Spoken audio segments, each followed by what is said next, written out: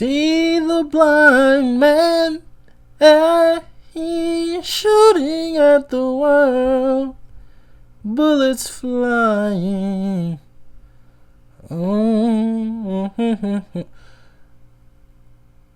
We back with Deep Purple. We are back with Deep Purple. I'm a highway star. Oh, we back with Deep Purple. This is Smoke on the Water. Now, you better believe I know of this song. I never heard it in its entirety, but of course I know the riff. So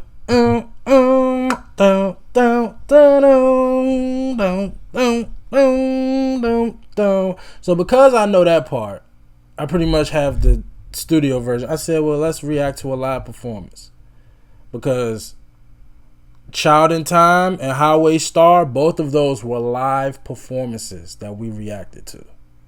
Both of them. So I said, let's stay with that trend on Deep Purple. Let's do Smoke on the Water live. Let's do it. And I know that they're not going to disappoint me. We'll do song research afterwards.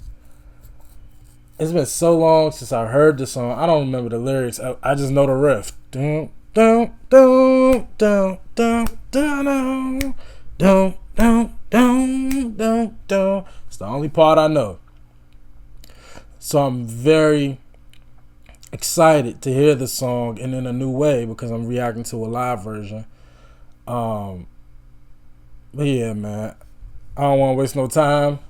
I'm coming off the Creedence Clearwater Revival reaction. Lord have mercy, them brothers right there. So I'm ready to get wild again. Let's go. The funny thing is, I thought that the whole world and his mother would know the story behind Smoke on the Water, but I still get asked. Journalists, people at stage doors, people I meet in the street, when I'm, what is the story behind Smoke on the Water? Was it a mountain burnt down? I mean, what? And you kind of, so you have to tell the story again. But what I love about Smoke on the Water is, if you want to know the story, listen to the words. It's a story song. There aren't many, narrative story songs in the rock and roll genre, and this is a fine example. And so I would say again, if you want to know what it's all about, just listen to the words. Just about a couple of years ago now, we were in Montreux in Switzerland recording the Machine Head album, and this song here tells the story of most of the things that happened while we were out there, particularly the burning down of the casino the night we were there watching the show, and all the other affiliated hassles that we had over the period of time that we were there. Smoke on the walls of this one. That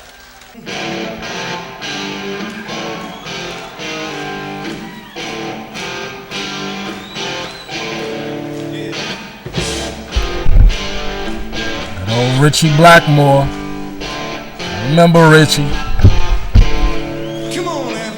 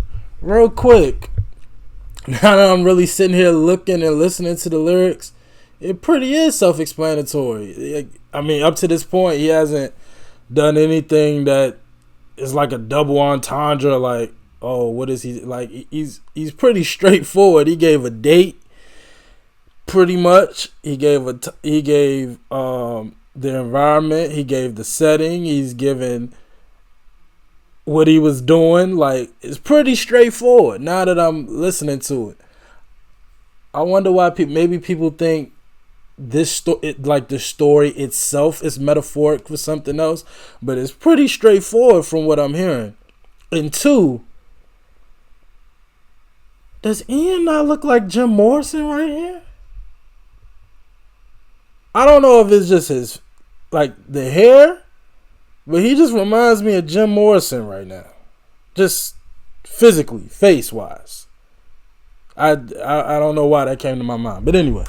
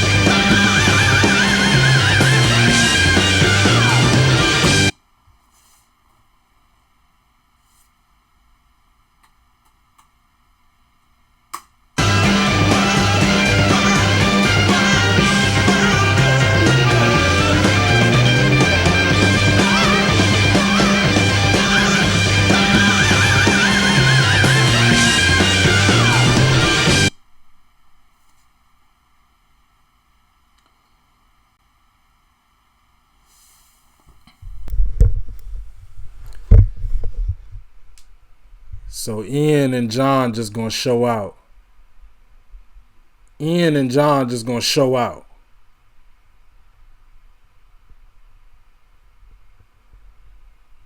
I'm not even gonna attempt to hit that note. But hold on. Let me see something real quick.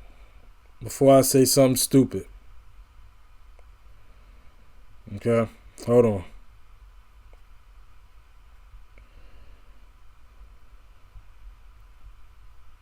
Okay, that's what I thought. John, listen. He wowed me in Child in Time. Highway Star, more of the same. I don't think I've ever heard a group utilize the keyboards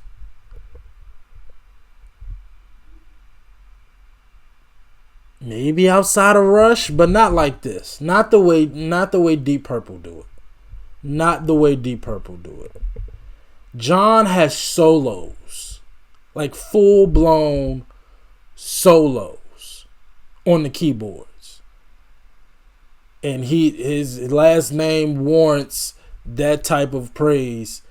Is Lord shit happening. And Ian, that dude, he gotta stop.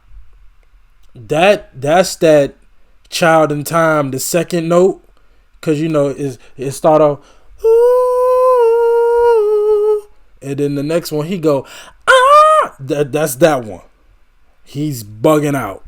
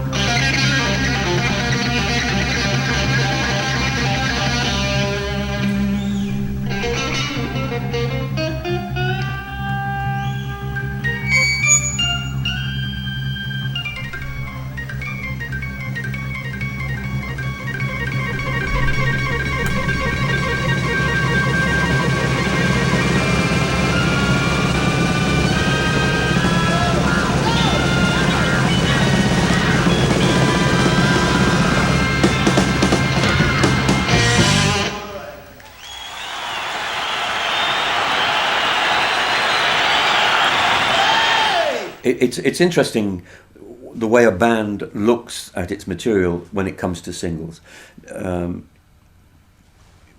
because we weren't really, as goes without saying, we weren't really a singles band. It wasn't the kind of thing that we felt comfortable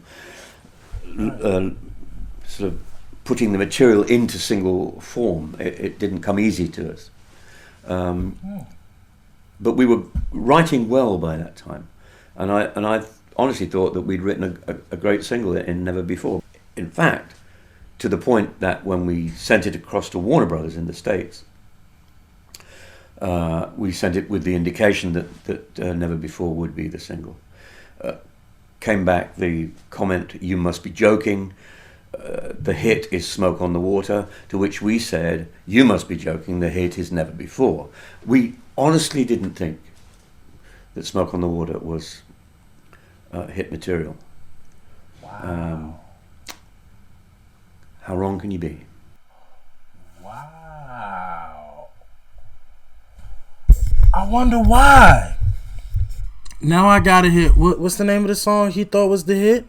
Never Before. Okay, I gotta hear Never Before and hear why did they think that was the hit as opposed to Smoke on the Water. This is undeniably a hit.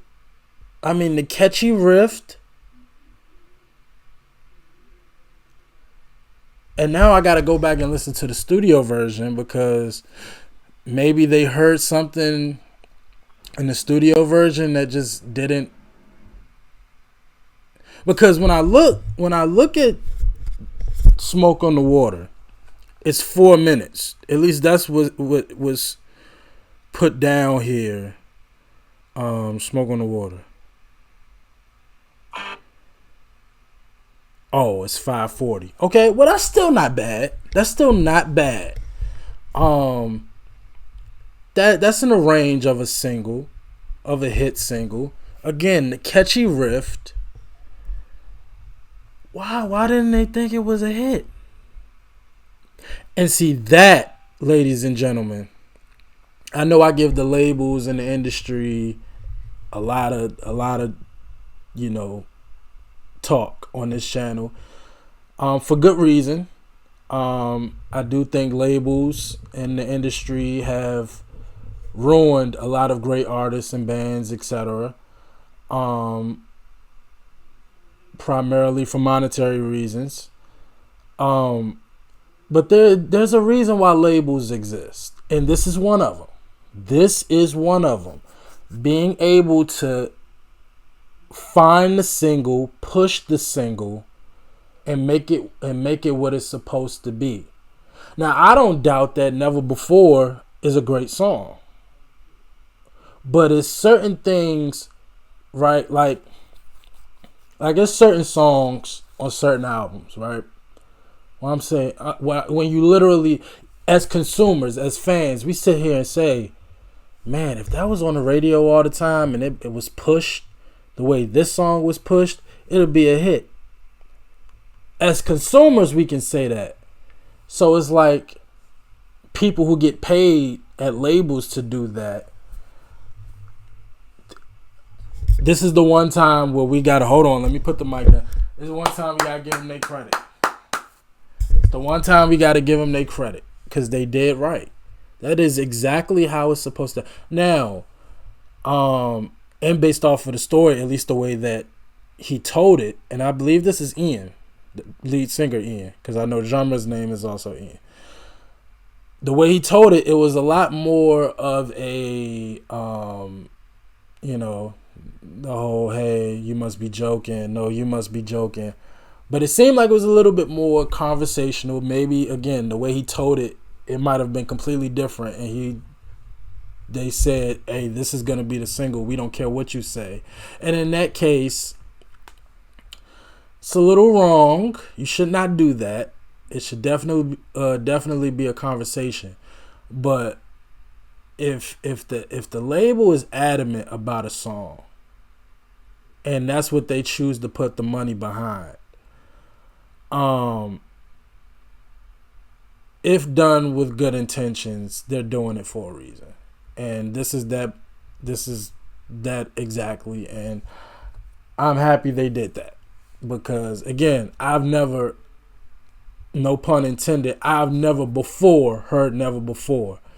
Again, while I didn't fully listen and like embrace the music, I've 1,000,000% heard Smoke in the Water in passing a good amount of times throughout my life. So that should tell you a lot. Because that's the thing about good songs. It's a lot of good songs that weren't quote unquote hits, but they outlived the hits. So if Never Before was a great song, I'm sure I would have heard it in some capacity. I've never before heard Never Before. I've 1,000,000% heard Smoke in the Water. At least the riff. You know what I mean? So kudos to the label, man. They did right. They did right. And that's incredible. I love stories like that. I wish more. I'm assuming this comes from a documentary. But I love stories like that. You know, a lot of the behind the scenes dealings of musics and songs and labels, and because I think that's, there's a reason why I know so many people ask me, hey Drew, why you put so much emphasis on billboards and sales? For one, y'all are absolutely right. That type of stuff doesn't matter. Good music is good music. But and this is just reality, right? Right now, there's a great artist in your neighborhood. Right now. It's probably got a couple of songs on YouTube, and if the world were to hear them, they'll be #1 hits, but nobody knows them. I am very intrigued on why. That's probably my favorite question to ask anybody pertaining to anything. Why? Why don't we know about you? Why don't we know the song? Why was this song pushed? Why was that song not pushed? Why was that album more successful than that? I feel like those type of questions give you the details of everything. It's easy to just say, hey, this song was #1. Congratulations. This is a very popular song. It's a really great song. But why is this song #1? That's really why I do that, But wow. That was I got a little history lesson. Finally heard Smoke on the Water in full. Phenomenal performance. That ending was phenomenal. John Lord is exactly that, a lord on them freaking keyboards. And Deep Purple as a whole, a band, phenomenal, top notch, the unholy trinity. Deep Purple's contribution unmatched. So I'm gonna leave it on there. Y'all let me know how y'all felt about it. And y'all let me know, do y'all agree with the label's decision? I'm sure y'all have heard Never Before. Is Never Before a better song than Smoke on the Water? If so, I want to hear it. So y'all let me know if I should check it out. But yeah, y'all let me know if the label got it right in this scenario, in this example. And as always, like, comment, subscribe. I appreciate y'all for watching. Until next time with Deep Purple. Peace.